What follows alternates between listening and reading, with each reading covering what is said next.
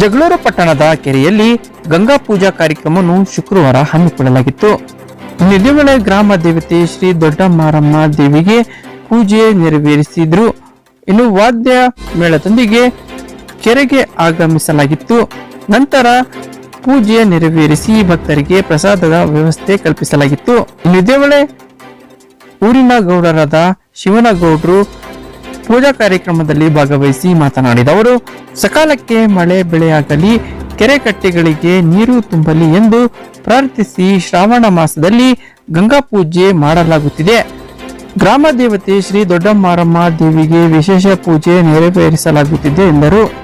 ಈ ಸಂದರ್ಭದಲ್ಲಿ ಪಟ್ಟಣ ಪಂಚಾಯತಿ ಸದಸ್ಯರಾದ ಆರ್ ತಿಪ್ಪೇಸ್ವಾಮಿ, ನವೀನ್ ಕುಮಾರ್, ರಮೇಶ್, ಮಂಜುನಾಥ್, ಪಿಎಲ್ಡಿ ಬ್ಯಾಂಕ್ನ ಅಧ್ಯಕ್ಷೆ ವೀಣಾ, ಗೋಗುದ್ರಾಜು, ಮುಖಂಡರಾದ ತಿಪ್ಪೇಸ್ವಾಮಿ, ಅಹಮದ್ ಅಲಿ, ಬೆಲ್ಲದ ರಾಜಣ್ಣ, ತಿರುಕಪ್ಪ ರಾಜಣ್ಣ, ಅಡವೆಪ್ಪ, ಗೊಲ್ಲರಹಟ್ಟಿ ತಿಪ್ಪೇಸ್ವಾಮಿ, ಓಬ್ಳೇಶ್, ಟಿ ಬಸವರಾಜ್, ತಿಪ್ಪೇಸ್ವಾಮಿ, ಸಂಚೇರ ರೇವಣ್ಣ, ಕೊಟ್ರೇಶ್, ಚಿದಾನಂದ, ನಾಗಣ್ಣ, ಗಿರೀಶ್ ಸೇರಿದಂತೆ ಇತರೆ ಮುಖಂಡರು, ಭಕ್ತರು ಭಾಗವಹಿಸಿದ್ರು.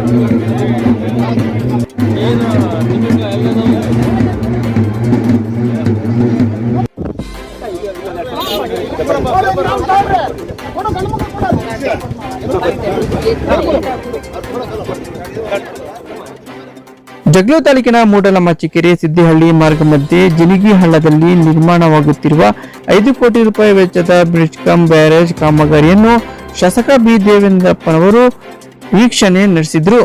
ನಂತರ ಸುದ್ದಿಗಾರರೊಂದಿಗೆ ಮಾತನಾಡಿದ ಅವರು, 5 ಕೋಟಿ ರೂಪಾಯಿ ವೆಚ್ಚದಲ್ಲಿ ಗುಣಮಟ್ಟ ಬ್ರಿಡ್ಜ್ ಕಮ್ ಬ್ಯಾರೇಜ್ ಕಾಮಗಾರಿ ಪೂರ್ಣಗೊಳ್ಳುವ ಹಂತದಲ್ಲಿದ್ದು, ಇದರಿಂದ ತೊರೆಸಾಲು ಭಾಗದಲ್ಲಿ ಅಂತರ್ಜಲ ಹೆಚ್ಚಳವಾಗಲಿದೆ, ಜಾನುವಾರುಗಳಿಗೆ ನೀರು ಪೂರೈಕೆಯಾಗಲಿದೆ. ನುರಿತ ಇಂಜಿನಿಯರ್ಗಳ ಡಿಸೈನ್ನಂತೆ ವಿನ್ಯಾಸದಲ್ಲಿ ಕಾಮಗಾರಿ ನಿರ್ಮಾಣಗೊಳ್ಳುತ್ತಿದೆ. 9 ಅಡಿ ಎತ್ತರದಲ್ಲಿ ಸೇತುವೆ ನಿರ್ಮಾಣಗೊಂಡಿದೆ. ನೀರು ಸಂಗ್ರಹದ ಪ್ರಮಾಣ ಕಡಿಮೆಯಾಗುತ್ತಿದೆ. 2 ಅಡಿ ಎತ್ತರವಿರಬೇಕು ಎಂದು ಗ್ರಾಮಸ್ಥರ ಬೇಡಿಕೆಯಾಗಿದೆ. ಸಂಬಂಧಪಟ್ಟ ಇಂಜಿನಿಯರ್ ಮತ್ತು ಗುತ್ತಿಗೆದಾರರ ಬಳಿ ಚರ್ಚಿಸಿ ಹೆಚ್ಚುವರಿ ಅನುದಾನದಲ್ಲಿ ಕಾಮಗಾರಿ ಕೈಗೊಳ್ಳಲಾಗುವುದು ಎಂದು ಭರವಸೆ ನೀಡಿದರು. ಈ ಸಂದರ್ಭದಲ್ಲಿ ಮುಖಂಡರಾದ ಸಿದ್ದೇಹಳ್ಳಿ ಪ್ರಕಾಶ್ ರೆಡ್ಡಿ, ಹಟ್ಟಿ ತಿಪ್ಪೇಸ್ವಾಮಿ, ಸಣ್ಣ ಸೂರಯ್ಯ, ಮಹೇಶ್ವರಪ್ಪ, ಪಲ್ಲಗಟ್ಟೆ ಶೇಖರಪ್ಪ, ಮಾಜಿ ಪಟ್ಟಣ ಪಂಚಾಯಿತಿ ಸದಸ್ಯ ಮಂಜುನಾಥ್, ಗೋಳೇಶ್, ಎಂಎಸ್ ಪಾಟೀಲ್, ಕುಮಾರ್ ನಾಯಕ್, ಮಾಲಮ್ಮನಹಳ್ಳಿ ವೆಂಕಟೇಶ್, ಕಾಂತರ ಸೇರಿದಂತೆ ಮತ್ತಿತರರಿದ್ದರು.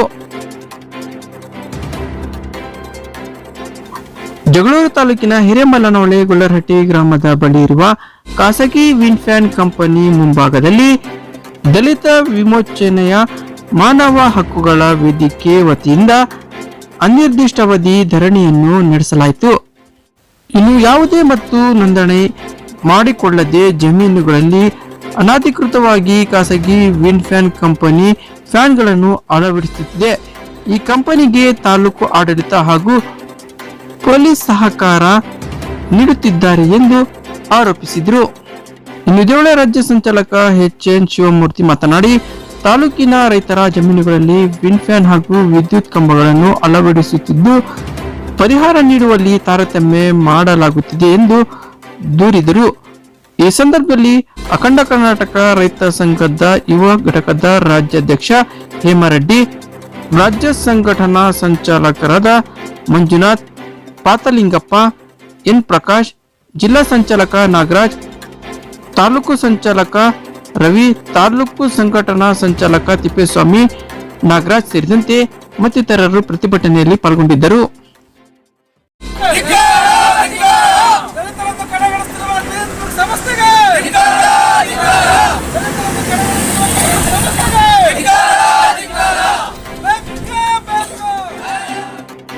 ಇತ್ತೀಚೆಗೆ ಸುರಿದ ಭಾರಿ ಮಳೆಗೆ ಜಗಳೂರು ತಾಲೂಕಿನ ರಂಗನದುರ್ಗ ಕೊಂಡುಕುರಿ ಅರಣ್ಯ ವ್ಯಾಪ್ತಿಗೆ ಬರುವ ಕೆಲಗೋಟೆ ಗ್ರಾಮದ ಕೆರೆ ಕೋಡಿ ಬಿದ್ದಿದ್ದ ಹಿನ್ನೆಲೆ ಬುಧವಾರ ಶಾಸಕ ಬಿ ದೇವೇಂದ್ರಪ್ಪ ಭೇಟಿ ನೀಡಿ ವೀಕ್ಷಿಸಿದರು.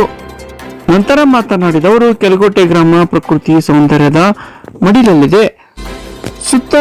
ಸುತ್ತಲೂ ಬೆಟ್ಟ ಗುಡ್ಡ, ಕಾಡು, ಪ್ರಾಣಿ ಪಕ್ಷಿಗಳಿಂದ ಕೂಡಿದೆ. ಇದೀಗ ಮಲೆನಾಡು ನಾಚಿಸುವಂತೆ ಕಂಗೊಳಿಸುತ್ತಿದೆ.